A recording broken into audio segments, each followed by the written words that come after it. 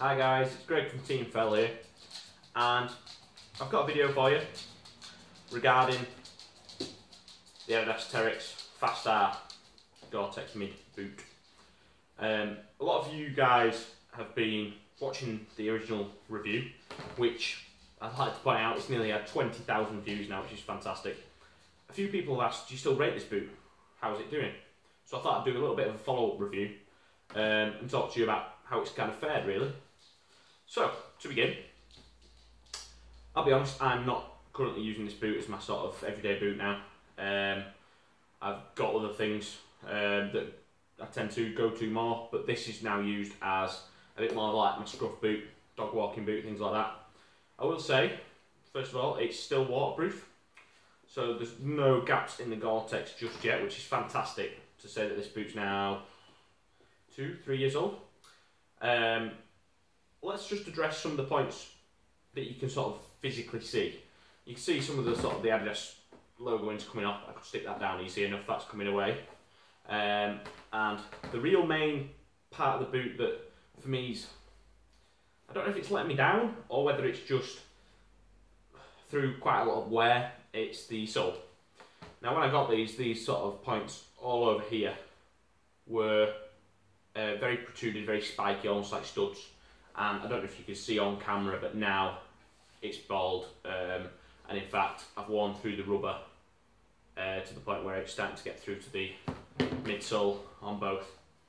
Now, I attribute this to the fact that the rubber compound used in this was, I think it says Continental somewhere at one point on them, from the tyre make, and it was a soft compound, so it really sticky, brilliant for grip.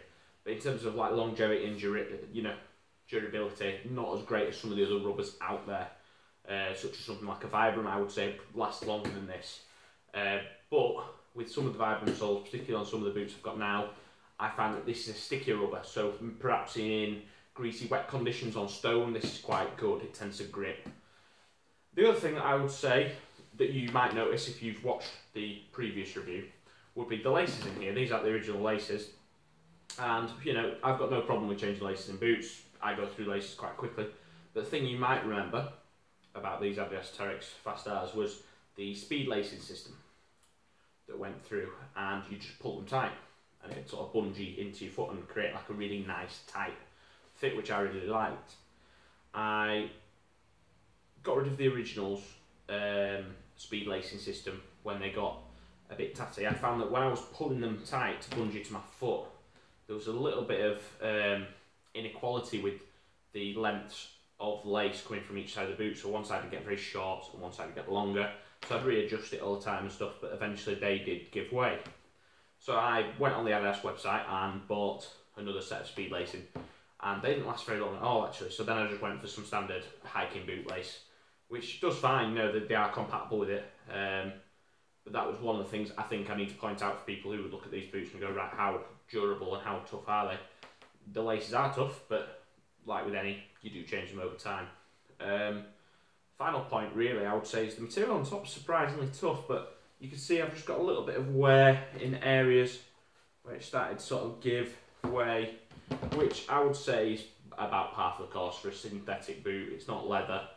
But one thing is, you'll see inside no tearing of the heel, everything's very comfortable, the insole's still in one piece, absolutely no problem there, that 4Motion backplate's still rock hard. But yeah, I would definitely recommend the boots. I don't know what they're retailing at now, you can probably get them at a fantastic price. And if you're looking for something that's lightweight, flexible, ideal sort of 3-season boot really, but I would definitely recommend it for wet conditions as well. Yeah, definitely give it a look. I've been impressed with it, not let me down, and I'd say that's about it for this video. Thank you all for watching once again, and if you've enjoyed what you've seen, don't forget to hit the subscribe button, don't forget to comment down below, let us know what you think. I'll put a link in the description to the previous review so you can see what I said initially about these boots. Thank you. Greg from TeamFell.